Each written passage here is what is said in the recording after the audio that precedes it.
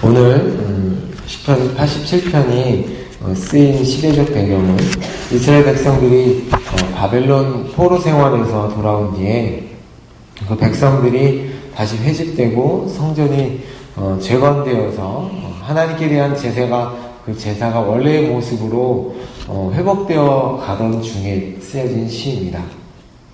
그런데 그 과정 가운데 있었다고 하더라도 아직 미약하고 부족한 상태였기 때문에 그들은 그 주변의 원수들에 의해서 계속 침략당하고 있었고, 성전에 본래 가지고 있던 그 장엄함과 본래 의미들은 사라져가고 있었던 때였습니다. 이 모든 상황들은 그들로 하여금 장래에 대한 그 소망을 가질 수 없도록 만들었기 때문에 그들에게는 포로 생활 이전의 상태로 회복되는 것은 불가능할 것이다 라는 생각을 가지고 있었습니다. 바벨론 포로 생활로 인한 그 패배의식과 당시 당하고 있던 그 막중한 고통으로 인해서 교회 성도들은 낙심했고 좌절하고 절망해서 빠져 있었던 그런 상황이었습니다. 이런 상황 가운데서 이 시편 기자가 시인들이 그 이스라엘 백성들 가운데서 잃었던 것을 다시 찾을 뿐 아니라 그들이 지금까지 경험해 보지 못했던 아주 무한한 영광을 소유하게 될 것이다 라는 말씀이 오늘 말씀입니다. 1절 말씀에 보면 하나님의 터전이라는 말씀이 나오는데, 곧 성전이 하나님의 터전, 곧 성전이 시온산에 있다라고 말씀합니다. 그것은 하나님의 교회는 하나님 자신의 그 주권적인 통치가 이루어지는 거룩한 곳에 세워진다는 말씀입니다. 또 말씀해 보면 하나님께서 야곱의 거처보다 시온의 문들을 사랑하신다는 말씀을 하십니다. 그 말씀은 뭐냐면, 하나님 물론 그 야곱의 거처, 즉 이스라엘 백성들이 사는 곳에 대해 사랑을 가지고 계십니다. 그러나 하나님은 그보다 더 예루살렘을 사랑하신다고 말씀하시는 것입니다. 왜 그런지 이유는 나타나지 않지만 우리가 기억해야 할 것은 하나님의 백성들에 의해서 세워진 웅장하고 우아하고 화려한 거처는 많지만 하나님은 그의 영광이 더욱 나타나고 그 은혜가 뚜렷하게 나타나는, 그리고 그 진리가 선포되는, 그리고 그 백성들이 축복받는 시온성 예루살렘을 더욱더 사랑하신다라고 말씀하시는 것입니다. 그 성을 가리켜서 오늘 저자는 영광스럽다라고 말씀합니다. 그러나 그 당시 주위의 원수들은 하나님의 성을 멸시하고 파괴하고, 또한 이스라엘 백성들조차 그 성이 보잘것없다라고 생각하고 있었습니다. 이런 잘못된 의식을 깨우치기 위해서 이 저자가 하나님의 성이 영광스럽다라고 강조하고 있는 것입니다. 이 성은 하나님의 교회를 말하는 것입니다.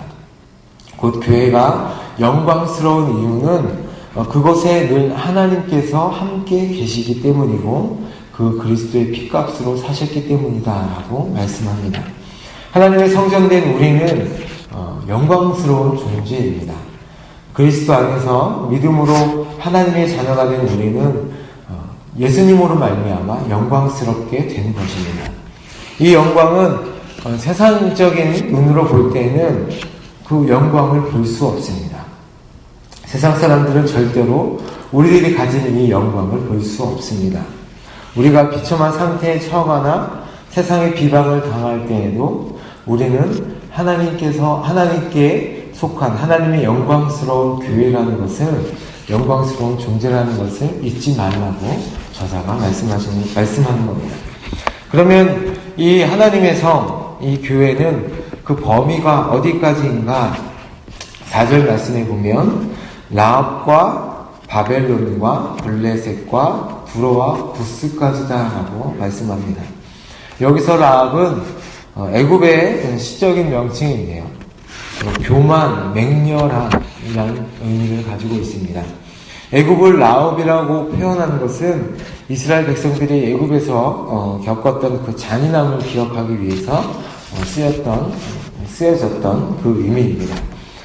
뒤에 말씀해 보면 나를 아는 자 중에 있다는 것은 하나님이 택한 백성이 된다라는 의미입니다. 그리고 그 뒤에 거기서 났다는 말은 시온에서 났다는 말인데 이는 하나님의 백성으로 다시 태어남을 뜻하는 것입니다. 여기에서 언급된 이 나라들은 모두 이스라엘을 아주 괴롭혔던 이방 나라들입니다. 그리고 원수들이죠. 그들 이제 시편 저자는 이들도 이제는 하나님의 택한 백성이 될 수 있다는 말씀입니다. 이 말씀은 이전부터 되어온 예언되어 있던 말씀이었습니다. 그런데 다시 재확인하면서 반드시 그렇게 될 것을 말씀하시는 내용입니다. 하나님의 교회의 범위는 유대인에게만 국한되지 않고 모든 이방 민족들에게까지 확산된다는 말씀입니다. 5절 말씀에 보면 그러면 얼마나 많은 사람들이 하나님의 백성이 될 것인가 라는 말씀을 합니다. 5절 이 사람 저 사람이 거기서 났나니 지존자가 친히 시온을 세우리라 라는 말씀을 합니다. 하나님의 교회가 차고 넘칠 것을 가리키는 말씀입니다. 나면서부터 이방이었던 사람들이 하나님의 거룩한 교회의 구성원이 되는데 엄청나게 많을 것이다 라는 말씀을 표현하는 말씀입니다. 그렇게 하시는 분이 어떤 분이시냐? 그분은 바로 지존자, 바로 하나님이시고 그분이 교회를 세우신다는 말씀입니다. 6절 말씀에 보면 여호와께서 민족들을 등록하실 때 라고 되어 있는데 하나님께서 이방 민족들에게도 은혜를 베풀어 믿음을 선물로 주시고 그들이 거듭남으로 말미암아 구원을 받을 때라는 말씀입니다. 그 수를 세시며 이 사람이 거기서 났다. 이 말씀은 하나님으로부터 택한 자녀라는 사실을 인정하는 말씀입니다. 하나님께서 그들을 구원하고 택해서 나의 백성이 되었다라고 말씀하는 것입니다. 이방 민족들이 하나님을 믿음으로 말미암아 유대인들과 마찬가지로 구원의 특권을 누리게 된다는 말씀입니다. 우리가 이렇게 하나님을 믿음으로 고백하고 주라 시인할 수 있는 것이 바로 하나님의 은혜인 것이죠. 유대인뿐만 아니라 이방인인 우리들이 하나님의 은혜로 그렇게 하나님의 백성이 되었다라는 말씀입니다. 7절 말씀에 보면 그렇게 하나님의 은혜로 구원을 받은 이방인들이 노래하고 춤추며 뛰어노는 자들이 말하기를 뭐라고 말하냐면 나의 모든 근원이 내게 있다 하리로다 라고 말합니다. 이방인들이 누리는 참 기쁨과 행복은 이스라엘 백성을 통하여서 얻을 수밖에 없다는 의미입니다. 이스라엘 백성들은 낙담되고 자기들의 모습을 볼 때 아직 미약하고 처절하지만 너 그것으로 인하여 슬퍼하지 말아라. 너희들로 하여금 많은 이방 민족들이 백성들이 하나님께 돌아올 것이다. 그들이 뭐라고 고백할 것이냐면 내가 하나님으로 인하여 또한 너희들로 인하여 내가 기뻐하고 노래하고 춤춘다 라는 모습을 시편 기자가 말하고 있는 것입니다. 이 시편이 쓰여졌던 시대의 이스라엘 백성들은 정말 패배의식 속에서 헤어나지 못하고 있었는데 이 말씀은 아주 큰 위로가 되었을 것입니다. 또한 우리에게도 큰 위로가 될 것입니다. 세상 사람들에게는 그 기쁨의 원천이 부귀와 영화와 쾌락에 있지만 하나님의 택한 백성들에게는 하나님의 말씀과 기도와 그리고 성도의 교제가 있는 교회 공동체 안에서 참된 행복과 기쁨을 누릴 수 있기 때문입니다.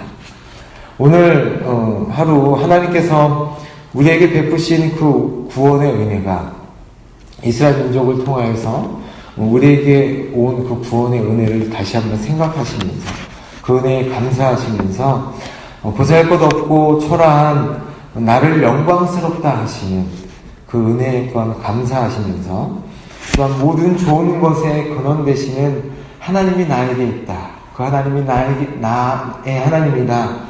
라는 것을 기억하시면서 그 기쁨과 은혜를 누리시는 여러분이 되시기를 예수님의 이름으로 축복합니다. 잠시 제가 기도하겠습니다.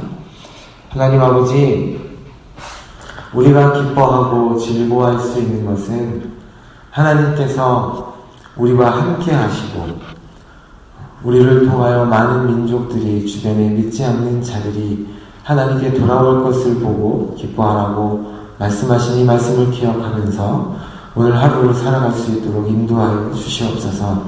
기뻐할 그리고 감사할 찬양할 제목들이 저희들 가운데 없을지라도 우리의 기억되시는 그 하나님으로 인하여 감사하는 기뻐하는 저희들이 되도록 주님 인도하여 주시고 하나님의 말씀을 기억하며 오늘 하루도 승리하는 하루가 되도록 인도하여 주시옵소서. 그 하나님을 의지하며 기대하며 살아계신 예수님의 이름으로 기도드립니다. 아멘.